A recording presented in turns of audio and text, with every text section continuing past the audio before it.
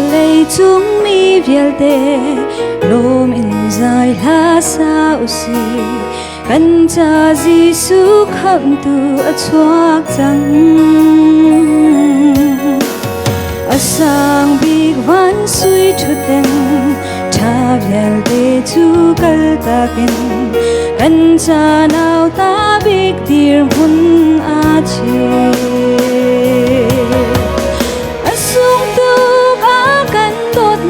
zong za lin thang cha du si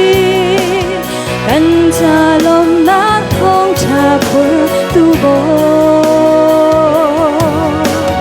Giêsu Christ chu a chuak cha lom in zai la in thang cha du si ni hin kan cha kham tu a chuak cha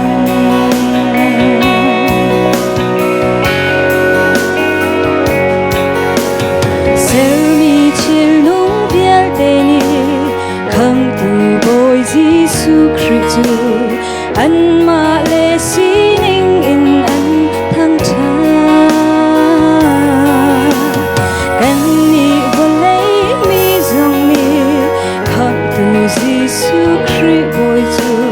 hallelujah tin thang cha du si asung tu ka kan dot na zong za lin thang cha du si kan cha lom na thong cha phur tu bo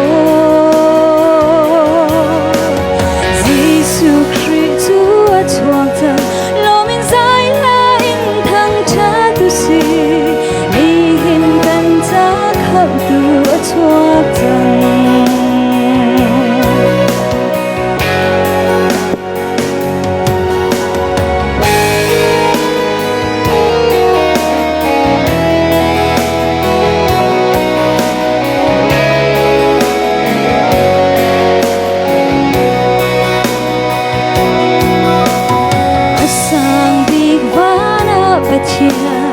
tu thang thak in câu se adot min ha na vo lei a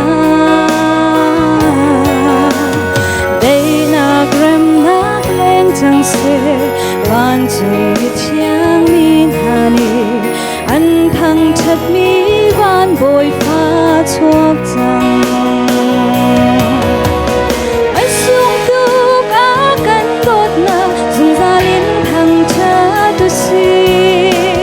kan cha lom na thong cha phur tu bo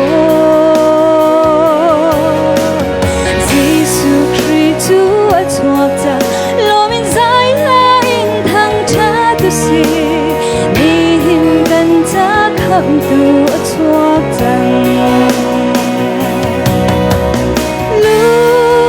quay ngay cha